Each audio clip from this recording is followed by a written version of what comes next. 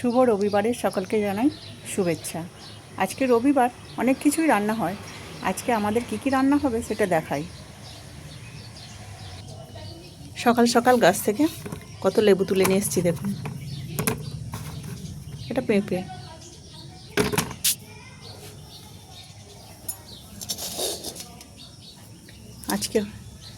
আজকে দেখুন, এই যে ওটা মূলো শাক কেটেছি। মূলো আর পালং শাক ভাজা হবে। বাঁধাকপি কাটা হয়ে গেছে, বাঁধাকপি তরকারি হবে, সবজি এখানে। আর এই যে আলু ভাজা, চাকা চাকা করে আলু ভাজা হবে, আর শিম ভাজা। এর থেকে আজকে আর বেশি কিছু রান্না করব না। আর একটু ধনেপাতার চাটনি বাটবো লাস্টে। এতটাই আজকে রান্না করব। চলুন রান্না করতে যাই এখন। প্রথমে আমি মূলো পালং শাকটা একটু সিদ্ধ করে নিয়েছি। এদিকে ভাত বসিয়ে দিয়েছি। একা হাতে কেটে বেটে রান্না করতে হয় তো, তাই দুটো উনুনে রান্নাটা চাপিয়ে দিলাম যাতে তাড়াতাড়ি হয়। আলু সিদ্ধটা বসিয়ে দিয়েছি। কপিটা তো বাকিই আছে এখন।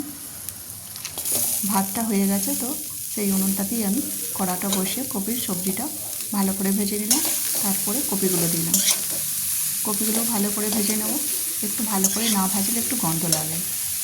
এতে হলুদ দিয়ে দেবো, হলুদ আর লবণটাও দিয়ে দেবো। আরও ভালো করে আমি ভেজে নেব কপিটা।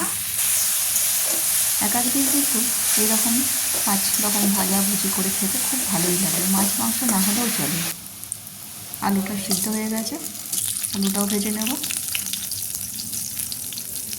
এই কড়াইয়ের ডাল করবো তো আজকে, তাই কড়াইয়ের ডালের সাথে ম্যাচিং করেই না আজকে আমি চাকা আলু ভাজা, শিম ভাজা, কপির তরকারিটা করছি। সাথে তো একটু পেঁয়াজ থাকবেই, তো দারুণ হবে আজকে খাওয়া দাওয়াটা। দেখুন কপিটা ভালো করে ভাজা হয়ে গেছে।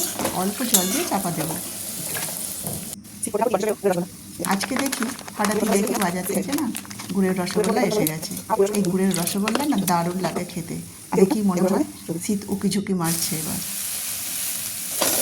এখানে কড়াইয়ের ডালের ফোড়নটা দিয়েছি। কড়াইয়ের ডালটা সাঁতলে দিলাম। জলটা ফুটে উঠেছে। এবার ডালটা সিদ্ধ করা, ডালটা আগে থেকে সিদ্ধ করেছিলাম, ডালটা দিয়ে দিলাম। যখন ফুটে উঠবে নামিয়ে নেব। এখানে ফোড়ন দিলাম তরকারির জন্য শুকনো লঙ্কা, একটা তেজপাতা আর রসুনটা দিলাম আর একটু টেস্ট বাড়বে বলে তরকারির। অল্প করে পেঁয়াজও দিয়ে দেবো। একটা পেঁয়াজ দিয়েছি আমি, আর একটা টমেটো দিয়ে দেবো। পেঁয়াজটা ভালো করে ভাজা হয়ে গেলে তবেই টমেটোটা দেবো। আদা বাটা ওটা দিয়ে দিলাম। দিয়ে ভালো করে নাড়াচাড়া করে এতে একটু আমি চিনি দিয়ে দেবো। বাঁধাকপির তরকারিতে একটু চিনি দিলে খেতে ভালো লাগে। ঝাল মিষ্টি সমান হলে তবেই কিন্তু খেতে খুব ভালো লাগে। এখানে দিলাম ধনে গুঁড়ো আর একটু জিরে গুঁড়ো, আর দেবো শুকনো লঙ্কা গুঁড়ো আর কাশ্মীরি লঙ্কা গুঁড়ো। দুটোই দিলাম। তরকারির রঙটা দেখতে যেমন সুন্দর লাগবে, খেতেও ভালো লাগবে।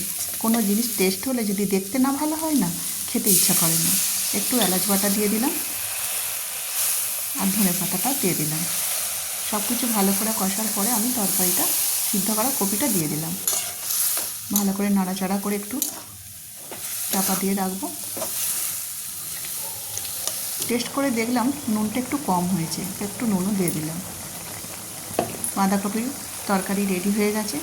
সব কিছু রান্না করতে করতে দেখি ঘড়ি প্রায় 2টো বাজতে যাচ্ছে। যাক, আমার রান্না হয়ে গেছে। এবার সব কিছু টেবিলে নিয়ে চলে এসেছি। এখানে কড়াইয়ের ডাল, একটু মূলো কেটেছি, পেঁয়াজ কেটেছি, শাক ভাজা তো হয়েইছে। দেখুন এবার একে একে পাতে আমি পরিবেশন করে নেব। প্রথমে শাকটা দিয়ে দেবো। প্রথমে শাকটা দিয়েই তো ভাতটা খাওয়া হবে, তাই প্রথমে শাকটা দিলাম। শিম ভাজা, আলু ভাজাটা দিয়ে দিলাম, তরকারিটাও দিয়ে দেবো। এত কিছু রান্না করেছি তো, তাই আজকে মাছ মাংস ডিম কোনোটাই করলাম না। এক একদিন এরকম 5 মিশালি সবজিকে 5 রকম সবজিতে ভাত খেতে খুবই ভালো লাগে। যাক, ভালো লাগলে ভিডিওটি লাইক করবেন আর আমার চ্যানেলটিকে সাবস্ক্রাইব করে পাশে থাকবেন। ধন্যবাদ।